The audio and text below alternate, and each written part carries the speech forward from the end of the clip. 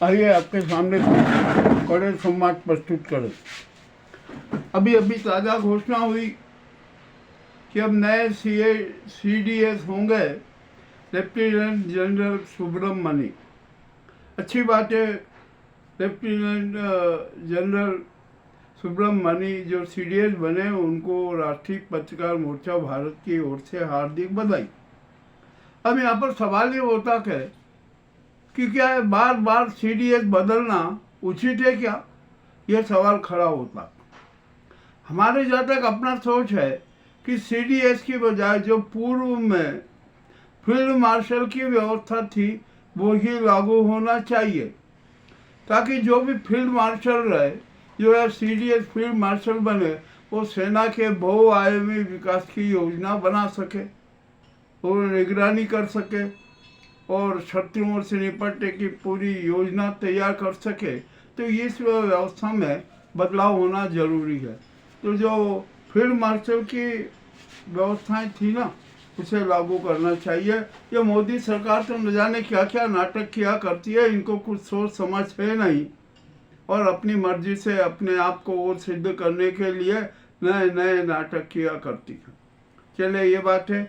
हमारा ये सुझाव है और सेनाधिपति जो राष्ट्रपति महोदया हैं उनको भी हमारा सुझाव है कि अब ये CDS प्रथा की बजाय देश में फील्ड मार्शल की नियुक्ति होना चाहिए। चलिए, ये बात हो गई। अब यहाँ पर हम न्याय व्यवस्था की थोड़ी बात करना चाहते हैं। हमने यहाँ की न्याय व्यवस्था देखी। अब न्याय व्यवस्था भी चरमरा चुकी है। जनता का विश्वास न्यायालयों से घटता जा रहा है। इसका प्रमुख कारण है कि न्यायालयों में जो न्यायाधीश बैठे हैं ना, वे सत्य आधारित निर्णय नहीं कर पा रहे हैं। तो अब जनता बोल रही है कि जब न्यायिक निर्णय नहीं हो सकता, सत्यवादी निर्णय नहीं हो सकता, तो सुप्रीम कोर्ट, हाई कोर्ट और अदालतों में ताले लगा दिए जाए। जरूरत ही नहीं है। जो सरकार करे वो ठीक है, जिसने जो कर दिया वो सही है, तो फिर बात ही क्या है। मैं कोई बात मजाक में नहीं कह रहा हूँ। बंगाल चुनाव में लेकर सिद्ध हो चुका है कि बंगाल में किस प्रकार चुनाव की घोषणा की, किस प्रकार SIR में नाटक किए, किस प्रकार मतदाताओं के नाम काटे, और अभी भी प्रकरण विचाराधीन है। चुनाव हो गया, उसका परिणाम आ गए, सरकार का गठन हो गया, परंतु न्यायालय ने कोई निर्णय नहीं दिया।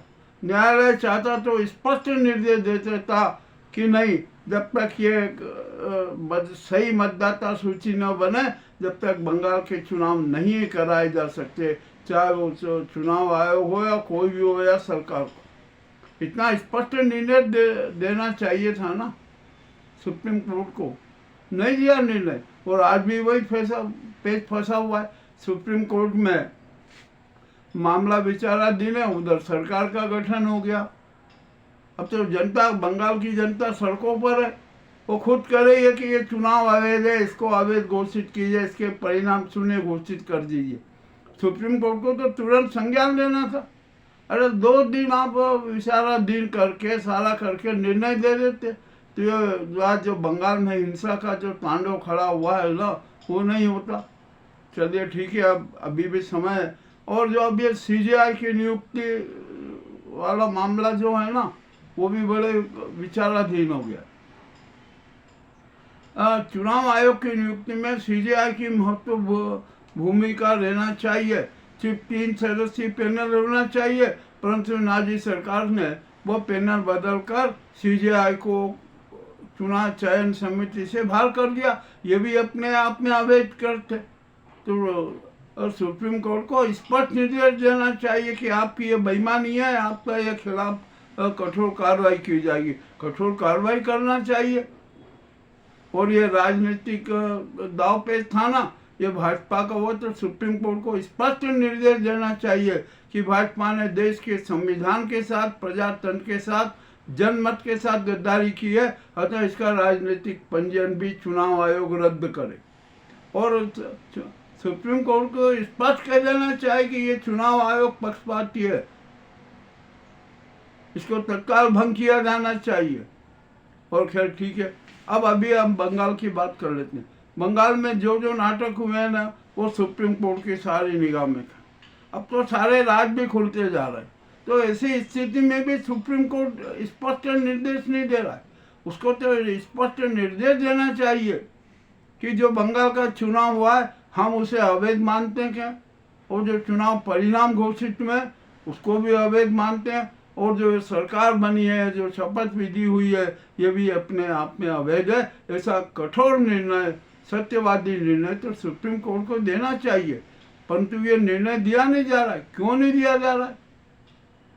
अभी राष्ट्रपति के कार्यालय में 30 जजों की एक सूची वाला भी लीक हो गई। यानी इसका मतलब ये कि आप न्यायाधीश भी अपनी मर्जी का बिठाओगे, अपने पक्ष वाला बिठाओगे, जो आपका गुलामी करे उसको आप न्यायाधीश बनाओगे। ये कैसा खेला हो रहा है? इस देश में बड़ा खेला हो रहा है। तो सुप्रीम कोर्ट को का दायित्व है कि वो संविधान की रक्षा करे, प्रजातंत्र की रक्षा करे, सनातन धर्म की रक्षा करे, भारत माता की आत्मा की रक्षा करे, तिरंगे के अस्तित्व की रक्षा करे, देश की जनता की रक्षा करे, उससे सच्चा से सच्चा न्याय मिले और त्वरित न्याय मिले। ये सिर्फ नोटिस दे देने से कोई न्याय नहीं होता क्या? कठोर से कठोर कदम उठाने पर न्याय होता क्या?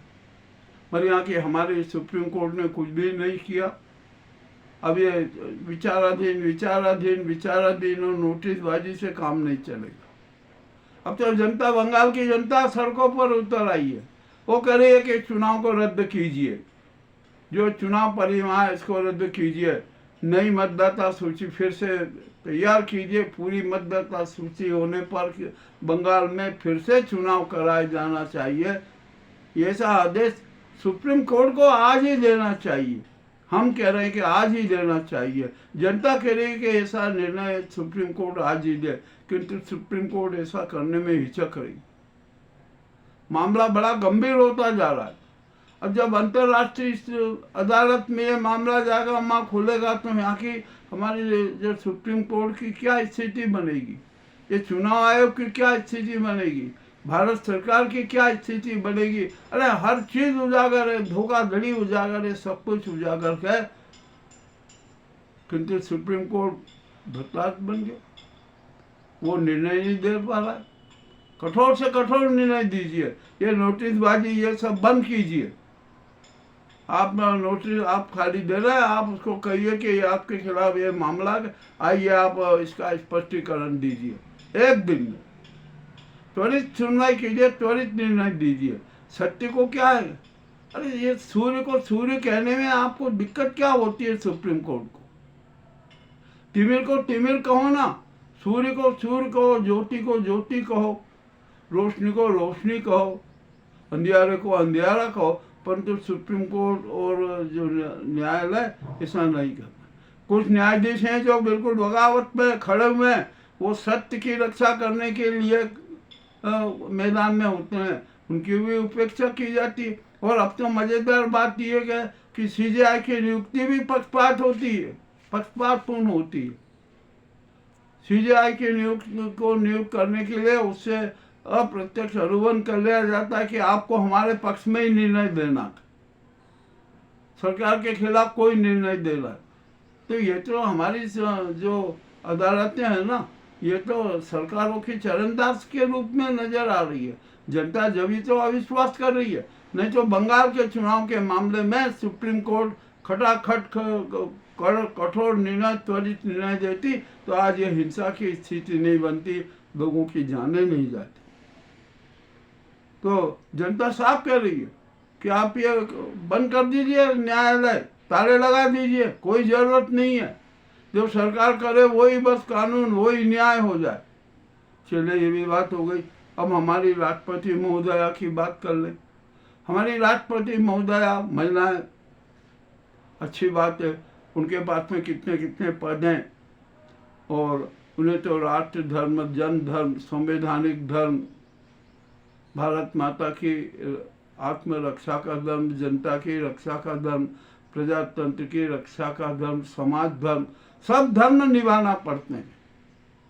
परंतु हमारी राष्ट्रपति महोदया तो कोई धर्म निभाना चाहती ही नहीं। वो तो ऐसा लगता है कि नाजी सरकार के हाथों की कठपुतली है। जो नाजी सरकार जैसा नचाना चाहती है वैसे नाचती है। तो अब जनता में भी राष्ट्रपति महोदया के प्रति आक्रोश खड़ा हो, वो उनसे त्यागपत्र मांग रही है। यह स्थिति अच्छी नहीं है। अभी भी समय है। राष्ट्रपति महोदया चाहे तो सब कुछ अपना स्वरूप बदल सकती है, वे कर सकती है काम कि सबसे पहले देश में आपातकाल की घोषणा करें। जो नाजी सरकार है जिसने ये नाटक किए हैं ना, उसको भंग करे। सेना के चीफ को देश का केयर टेकर पीएम बनाए और राष्ट्र का संचालन सेना के सुपुर्द करे। ये भी जरूरी है। ये चुनाव आयोग ने जिस प्रकार के घोटाले किए, कुकृत्य किए, उनके खिलाफ भी कदम उठाना चाहिए और चुनाव आयोग को तत्काल प्रभाव से भंग करना चाहिए। किंतु राष्ट्रपति ऐसा एक भी कदम नहीं उठा रही है। तो इसीलिए तो जनता उनसे त्याग पत्र मांग रही है कि अब आप इस पद के से त्याग पत्र दे दीजिए। आप मूक बधिर हो गई, आप धत्ताट नहीं है, आपको सब कुछ संज्ञान है, फिर भी आप जनता के साथ और राष्ट्र के साथ और संविधान के साथ खड़ी नहीं है। ये सबसे बड़ी विडम्बना है। इसीलिए जनता राष्ट्रपति महोदया से भी त्याग पत्र मांग रही है। ये जो कड़वे संवाद आपके सामने प्रस्तुत किए है ना, इसकी सजा मुझे भुगतना पड़ेगी, ये मैं जानता हूँ। किंतु सच कहना तो हमारी आदत है, सच कहना बगावत है। तो समझो हम भी बागी हैं। ये हमने जो सत्य प्रस्तुत किए हैं ये राष्ट्र के सत्य हैं, जनता के सत्य हैं।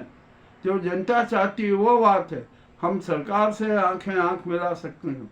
और सुप्रीम कोर्ट ये ना भूले कि उसने जो निर्णय कर दिया वो सही होगा, नहीं। सुप्रीम कोर्ट के निर्णय को, न्यायालय के निर्णय की समीक्षा करने का अधिकार हर नागरिक के पास में है।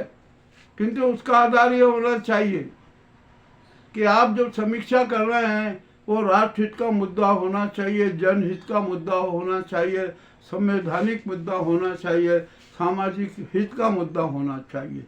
इसीलिए हमने ये कड़वा संवाद प्रस्तुत किया। हमने समीक्षा की, देखा हमने पूरा स्टडी किया कि सुप्रीम कोर्ट की जो कार्य पद्धति हमने देखी, उसमें कुछ जज ने तो अपनी अहम भूमिका निभाई, खुला बोला। किंतु ये जो अनेक जज है ना, वो स्पष्ट नहीं बोल पाए, स्पष्ट निर्णय दे सके। तो हमें ये आज ये स्थिति पैदा हो गई है। हमें ये यूट्यूब पर हमें ये कड़वा संवाद डालना पड़ रहा है। ये आपको आज के कड़वे संवाद कैसे लगे हमें अवश्य बताएं। बहुत बहुत धन्यवाद।